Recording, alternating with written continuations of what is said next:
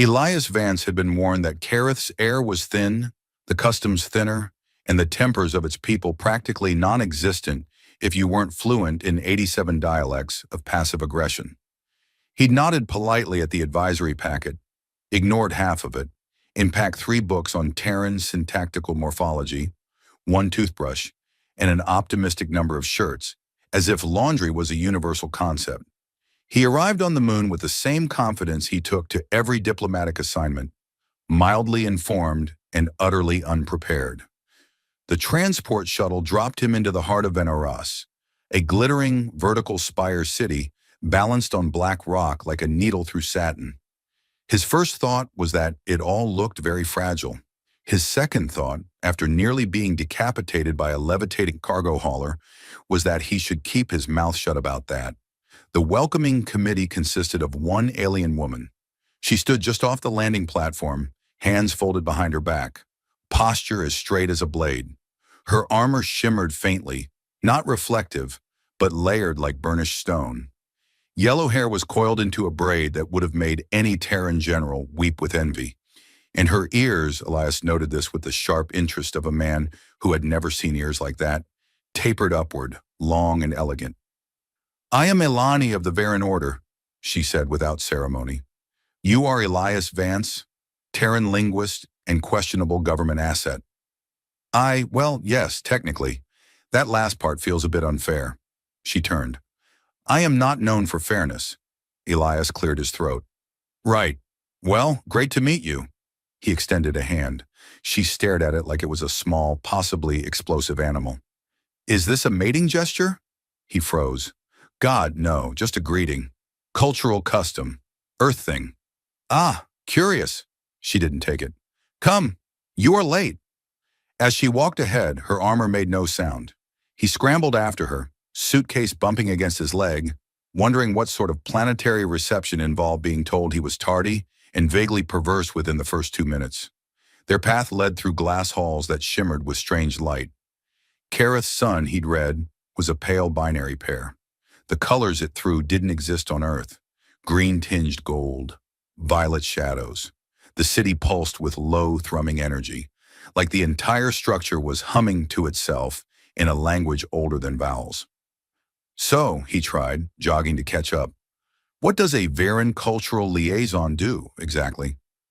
"I correct your mistakes before they result in interplanetary incidents." "Well, that's oddly comforting." "You should find nothing comforting," she replied flatly. "Your presence here is considered experimental." "Experimental," Elias echoed, dragging the word out. "Is that Varan for completely unwanted?" "In this case, yes." They reached a narrow lift. It shot up the tower with alarming speed. Elias clutched the rail. Elani stood still, barely blinking. "I don't suppose there's a crash course on not offending anyone?" "There is. You have already failed it." The office was small, circular, and filled with scrolls that hovered mid-air like lazy insects. They spun at intervals, words reshaping themselves depending on where you stood. Elani gestured at the center seat. "Sit. Begin by reviewing the syntax root of pre-colonial Araketh." Elias sat. The chair adjusted under him. "Pre-colonial Araketh, my favorite bedtime reading." She did not smile, not even a twitch. Hours passed, or days. Time blurred on Kareth. The dual suns cast shifting shadows, and the artificial day cycles did little to help. Elias found himself talking more than he probably should. Eleni listened or didn't. She corrected his pronunciation with the patience of a cliff eroding. Eventually the ice cracked, not melted exactly, but shifted. It was over lunch, which consisted of a protein block shaped like despair and a blue beverage that hissed when disturbed. "I've decided your food is actively hostile," Elias announced. Elani stared at her untouched plate. "Your people consume the secretions of herd mammals and call it breakfast." "Okay, fair." A silence followed, not uncomfortable, almost observational. "You are not as irritating as I expected," she said finally. "High praise. I'll put it on my resume." Number you will not. They worked late into the artificial night. The scrolls refused to settle. The dialects shifted mid-translation. At one point, Elias accidentally activated a glyph that projected a three-dimensional hologram of a naked Varan warrior mid-battle chant. He scrambled to shut it off while Alani watched, completely unmoved. You have triggered a fertility blessing. Oh God! Do not worry, it will wear off after 6 hours, or 2 successful courtships. Fantastic! I'll go hide under my desk now. The following day, she met him with something dangerously close to amusement in her expression. A fractional upturn of the mouth. You survived, she observed. Barely. I think the scrolls were trying to mate with me. An honor. They only attempt that with scholars of acceptable intellect. He blinked. Wait, was that a compliment? She turned away. You are late again. As days passed, the rhythm between them formed its own strange melody. Elias cracked jokes that earned rare glances from her. She responded with dry, perfectly timed remarks that occasionally made him laugh out loud. The work, though, oh, the work. Layers of forgotten history, cross-referenced legends, broken phonemes scattered like glass across Kerith's fractured past. And always the feeling that something ancient still lingered in the structure of Varen's speech. Power not entirely dormant. One night, after hours decoding a particularly difficult passage, Eleni leaned forward, elbows on the table. You understand more than I expected. Well, Elias said, rubbing his eyes, I'm told I'm very good at disappointing expectations. She tilted her head, appraising. In Varen culture, we do not speak lightly of devotion. Okay? Her gaze didn't waver. If I said I would burn everything for you, it would not be metaphor. The silence that followed was a delicate thing. Elias blinked, half laughing. Right, of course, noted. Just a figure of speech on Earth, though. No need for kindling. She said nothing. He smiled awkwardly, scratched the back of his head, and changed the subject. He would forget the moment, or try, until the day he couldn't. The first sign something was wrong came not with fire or screaming, but with a very polite knock. Elias looked up from the console, where he was halfway through reprogramming a Varen phonetic matrix to stop translating greetings as I claim you for battle. The door chimed again, delicately. Alani stood before it, unmoving, gaze sharp. That is not a scheduled visitor. Elias arched a brow. What gave it away? The courteous knocking or the fact that no one on this moon likes me enough to drop by? She didn't answer. Instead, she moved to the wall and pressed 3 fingers to a subtle indentation. The door shimmered. On the other side stood a Varan male dressed in ceremonial silver, flanked by 2 guards in armor that looked like it could vaporize planets on principle. Envoy Elani, the man said, voice smooth as polished obsidian. I am here for the human. Elias blinked. Hi, that's me. Can I interest you in a lukewarm cup of algae tea and a deep sense of confusion? The man didn't even glance his way. He is required for questioning, now. Elani's stance shifted minutely. By whose authority? The Triad Council. Elias frowned. The ones with the fancy cloaks and the permanent disapproval. Silence, human, the envoy snapped. Oh, we're doing that. Okay. Elias stepped back, hand raised. Just to be clear, if this is about the fertility scroll incident, I did not consent to being a sacred emblem of virility. No one laughed. Elani did not move. He has broken no laws. That is not for you to determine. The envoy took a step forward. Elani blocked the entrance with the kind of casual menace that suggested a high probability of limb loss. You will not take him. Elias looked between them. This feels like a good time to mention that I'm very squishy and prone to fainting during interstellar legal proceedings. Enough, the envoy snapped, signaling the guards. The room surged with tension. Elani's armor lit faintly along the seams, blue light tracing ancient runes. The guards hesitated. The envoy didn't. He produced a writ, its holographic seal spinning midair like a condemning eye. She didn't even glance at it. You do not understand what you are invoking. I invoke the right of inquiry. Then you do so under false pretenses. Elias edged sideways toward the emergency exit labeled, unhelpfully, in archaic Varan. I just want to state for the record that I am against being inquired. The envoy turned toward him. Come willingly or not, it makes no difference. Elani stepped forward. It makes a great deal of difference to me. And then it happened. The scrolls in the room shivered. Lights flickered. The hum of the tower turned discordant, as if reality itself had hiccuped. Elani's expression changed, just slightly, but it was enough to make the guards draw back. "Your authority ends here," she said, voice low. The envoy hissed in disbelief.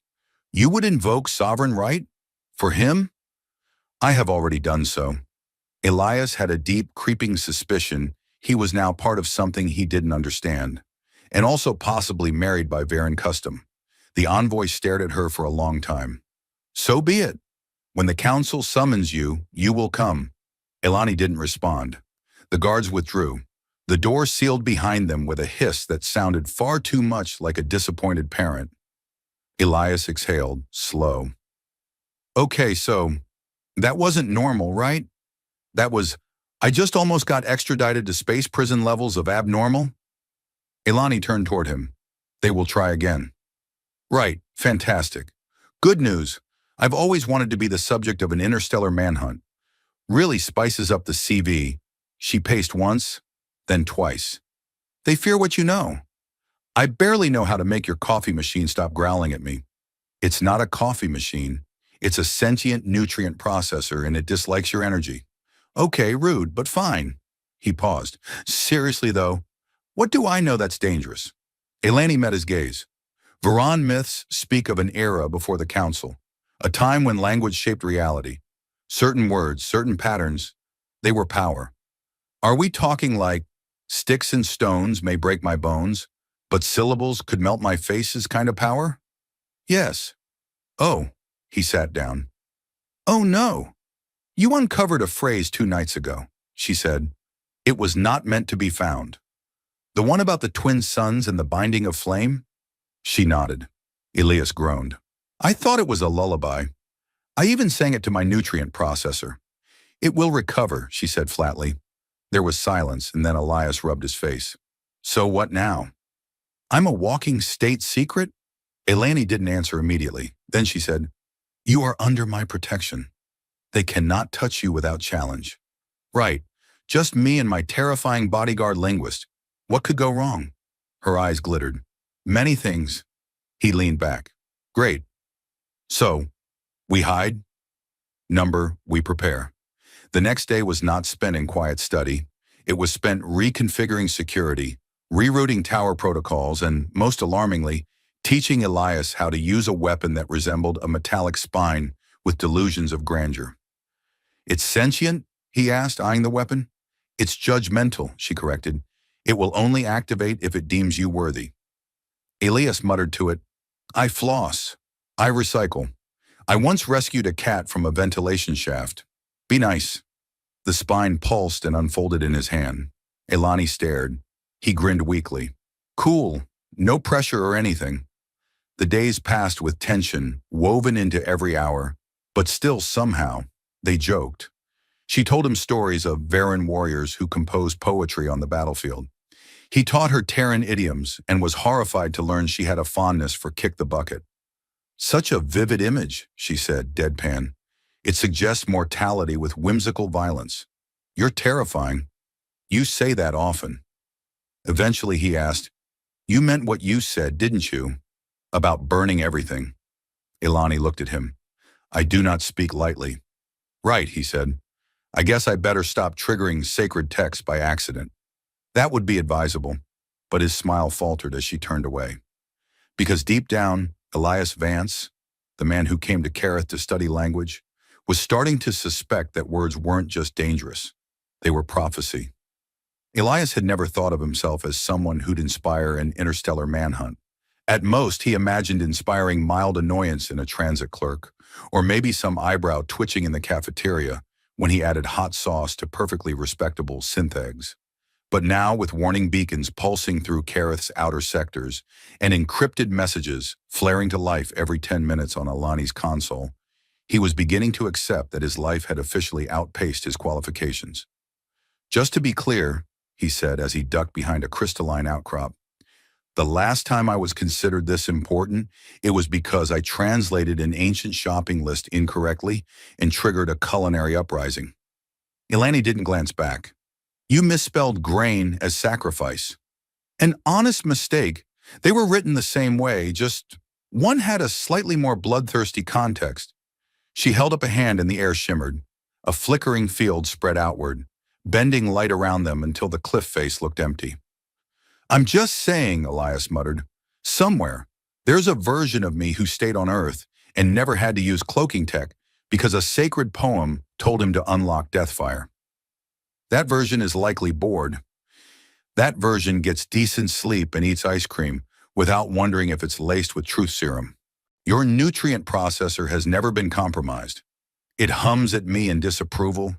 It disapproves of your diet.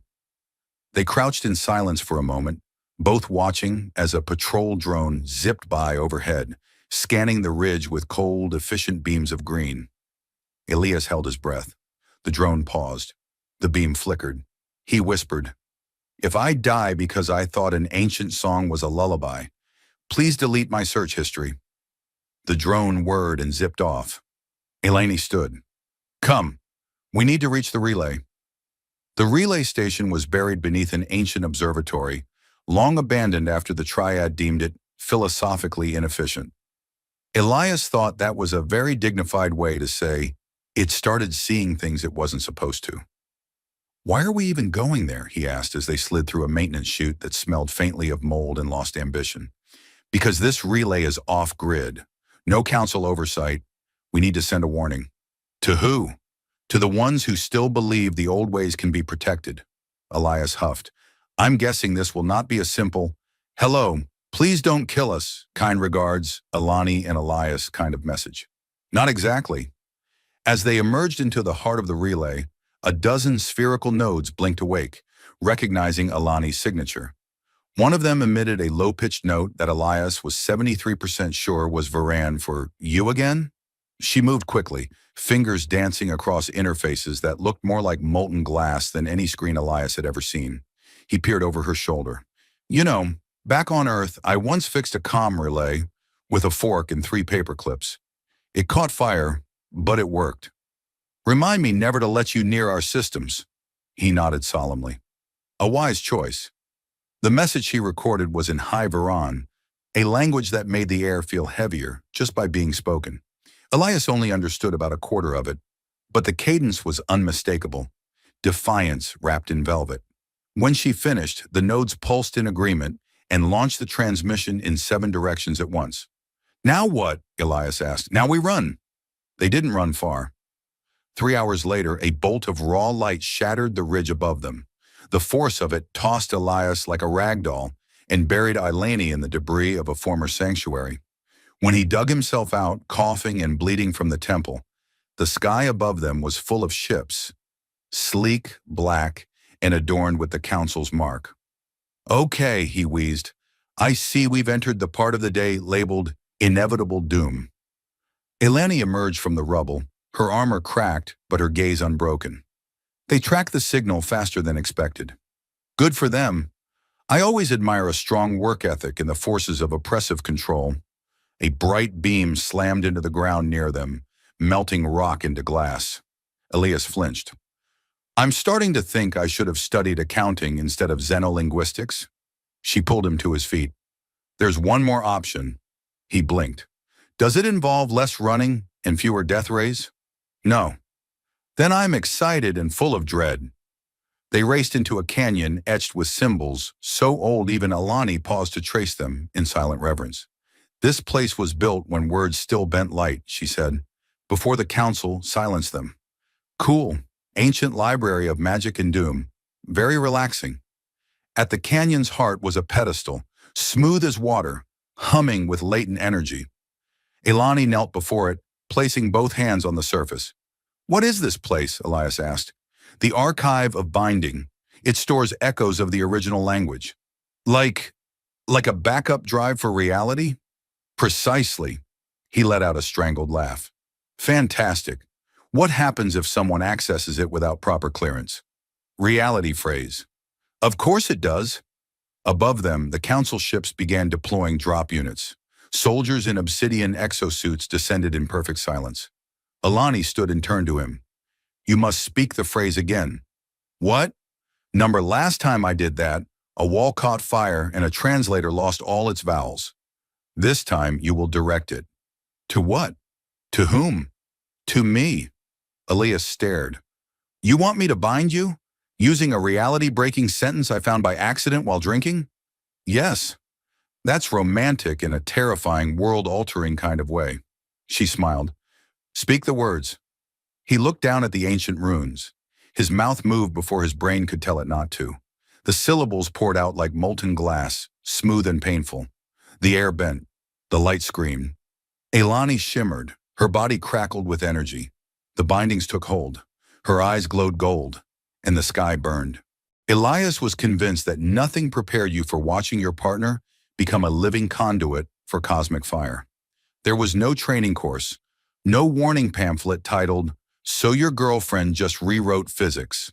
1 second, Elani was glowing like someone had mistaken her for a divine torch. The next, she was walking through the air like it owed her rent. Is this a normal reaction to spoken ancient language? He shouted up to her. Or are we in the special edition of How to Accidentally Date a Goddess? Elani didn't answer. She hovered in the heart of the canyon, arms outstretched, and the runes along the walls lit up in synchronized pulses, as if they were clapping politely for the apocalypse. Above her, council ships twisted in the sky, struggling to maintain their formation as gravitational patterns lost all sense of decorum. Elias ducked behind a half-melted pillar just as a bolt of raw energy ricocheted off the ground. I missed chairs and ceilings, and a sense of relative normalcy. Elani's voice rippled outward, not loud, not shouted, just inevitable. Cease. It was one word, and yet somewhere above, two of the drop units simply froze midair and disassembled. Every bolt, every panel gently undoing itself, like an anxious intern quitting their job in reverse. Elias blinked. Okay, so that's happening. That's a thing. That's very firmly a thing. From the eastern ridge, Commander Vareth emerged in his ceremonial armor, etched in obsidian and gleaming with authority he hadn't earned. His voice was amplified by a comm implant, which gave it that smug echo often associated with bad decisions. Elani of the 13th Echo, you are charged with treason, linguistic corruption, and unauthorized emotional entanglement with a lower-tier species. Elias raised his hand. Hi. Yeah, just a quick note. I have a degree in comparative linguistics and can make a mean risotto. Can we maybe upgrade me to mid-tier? Vareth ignored him. Standard villain behavior. You were gifted the language of origin to protect the sanctum, Vareth continued. Instead, you corrupted it with attachment. Elani turned her head slowly, as though the act of acknowledging him required less effort than brushing away smoke. You made it a weapon. I made it a vow. Elias muttered. Well, technically I made it a drunk bedtime story, but sure, let's go with her version. Much cooler. Vareth gestured and 6 enforcers dropped beside him, each encased in shimmering quantum alloy armor. One of them was chewing something. The others looked like they hadn't smiled since their conception in a very humorless lab. You will surrender, Vareth said, or we will reduce this sector to static. Elani blinked. That was all. And the canyon answered her. Stone twisted. Vines of light threaded through the ground. A sound like 100 forgotten languages hummed through the air. Elias poked his head out. Okay, cool. But just throwing it out there, what if instead of static, we just shared some tea? Maybe had a group therapy session? I feel like a lot of you have unprocessed feelings. The enforcers opened fire, and that's when things stopped being metaphorically on fire and started being literally incinerated. Elani didn't block the blasts. She let them touch her, and the light bent, folding into itself before releasing bursts of song that disarmed the weapons in midair. One of the enforcers dropped his cannon and stared at his hands like they'd just broken up with him via haiku. Vareth didn't hesitate. He launched toward her, blade drawn, eyes burning with the fervor of a man who knew he'd already lost, but was determined to make a dramatic exit. Elani met him in the sky. It wasn't a fight, not really. It was a lesson in regret. Her blade never left its sheath. She moved like a whisper behind a secret, and when she touched his chest, his armor shattered into spectral dust. You were my teacher, she said softly. You were my downfall, he gasped. No, she replied. You were your own. He fell. Not far, just far enough to land with dignity slightly wounded, but still technically intact. Elias jogged up behind her, panting. So, that was educational, also terrifying, but mostly educational. Elani looked down at him, eyes still glowing faintly. You are unharmed? Define unharmed. Physically, yes. Emotionally? I just watched you rewrite the air. She smiled. It was brief but real. We have one chance left to finish this. I'm afraid to ask what that involves. We must go to the central sanctum, the core of Kareth. Speak the final word. Elias hesitated. Do you even know what it does? No one knows. It was locked away after the schism, but I trust you to use it. He laughed. That's a terrible idea. She tilted her head. You're the only person I've ever met who could make a death sentence sound like an awkward vacation. Years of practice. He offered her his hand. Let's go rewrite destiny. Maybe throw in a footnote about snacks. They moved together, past the collapsed ridges and smoldering stone, as Kareth groaned under the weight of history being peeled open. The sky above them had started to fracture, lines of gold cracking through the dusk, as if the world was waiting for its next line to be spoken. They walked until the air thickened, until the stones beneath their feet began to whisper memories neither of them had lived. The sanctum gates rose ahead, two monoliths carved from frozen time. Elias glanced up. So, any chance the final word is banana? Unlikely. Worth a shot. They reached the threshold. Elani knelt again, palms flat against the earth. Only one with no claim may enter. Elias nodded slowly. Great. Guess it's time for the resident underachiever to save reality. She looked at him. Really looked at him.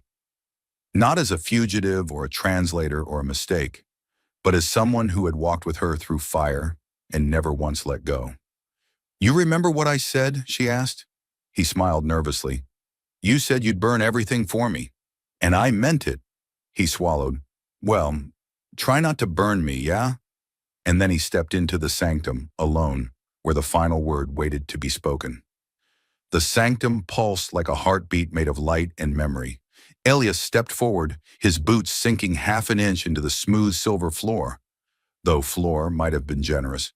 It was more like walking on a lake that had been persuaded into pretending it was solid. Okay, he muttered. You've talked to rogue AI diplomats, stared down half a council, and once survived an entire dinner with Elani's mother without crying. You can do this. The air around him thickened. Voices, hundreds, maybe thousands, spoke in perfect synchrony. Some were soft, others grand, but all asked the same question. Who speaks the final word? Elias, he said. The air waited. He cleared his throat. Elias Finch, human, mediocre swimmer, slightly above average kisser, lover of women with long ears and complicated pasts. No reply, just a shifting tone in the room. Disapproval or indigestion? Hard to tell with metaphysical architecture. I'm not a chosen one, he said, stepping forward. I wasn't forged in any celestial kiln. I didn't survive a prophecy, and my most heroic act until 3 weeks ago involved returning a library book early. Silence except the gentle hum of the room questioning every life choice that brought it to this moment. But I know love. I know what it looks like when someone gives everything they are to protect someone else. I know that the final word, whatever it is, isn't about power. It's about the promise you make when you look someone in the eye and say, I won't leave you behind. The air shivered. I've seen worlds try to crush that promise. Laws, weapons, history. But I've also seen one woman defy every single one of those things with nothing but her heart and a very impressive sword. The sanctum pulsed again, this time more softly, gently. Elias stopped at the center where a sphere hovered in midair. It spun slowly, like a thought trying to become real. He reached toward it. So, he said, let's say this together, huh? He pressed his palm against the sphere. A sound like a sigh spread outward, and then a single word filled his head. He didn't know how he knew it. He just did. It wasn't English. It wasn't any language he'd ever studied, but it felt like it belonged to him and to Elani, and to anyone who had ever chosen another over fear. He spoke it. The sanctum vanished. In its place, the world reassembled itself. Outside, Ilani looked up as the sky fractured one last time, then settled, like glass cooling after a forge. The energy in her chest quieted. The fire within her dimmed, not extinguished, but satisfied. The canyon was whole again. The council ships had vanished, melted into nothingness, or perhaps reminded of something better, and dismissed themselves politely. The enforcers, disarmed and confused, had no orders left to follow. Virith lay unconscious in a pile of poetic justice and bruised ego. And from the sanctum, Elias stumbled out, hair on end, eyebrows slightly singed, but grinning like a man who just got away with something he absolutely shouldn't have. That, he said, pointing behind him, was both the most terrifying and most intimate conversation I've ever had with a spherical object. Ilani ran to him. He didn't even try to act cool. He dropped to his knees and let her catch him in a blur of armor and breathless relief. "It worked," she whispered. "Yeah, I don't know what I did, but it worked," which frankly describes most of my major achievements.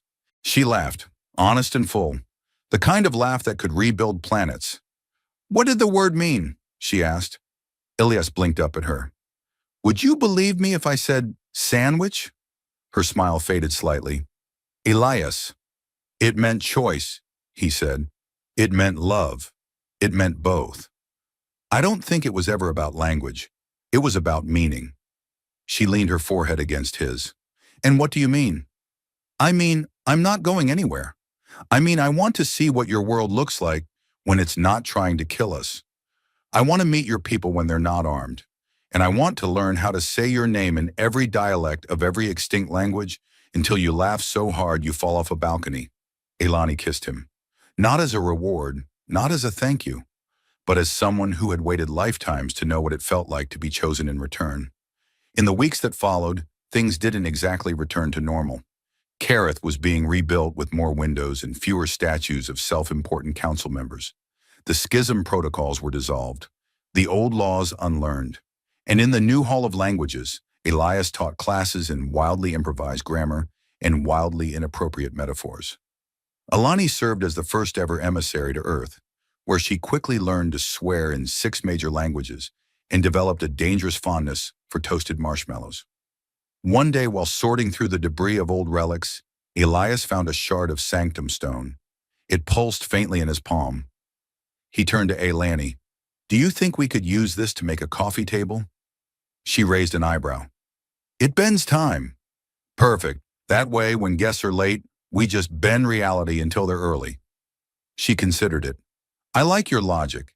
It's flawed, but entertaining." Elias placed the stone in their new apartment, between a couch that only partially levitated and a chair that occasionally insulted people. He looked around at the life they were building, uneven, unpredictable, but entirely theirs. "I still can't believe you burned an empire for me," he said one night. Ilani leaned against him. "You gave me a reason too." He paused. "You also destroyed a 900-year-old council chamber with a poem." She shrugged. "Poor construction." They laughed together, and far above them, in the quiet space between stars, the sanctum's final light flickered once more, content at last to rest.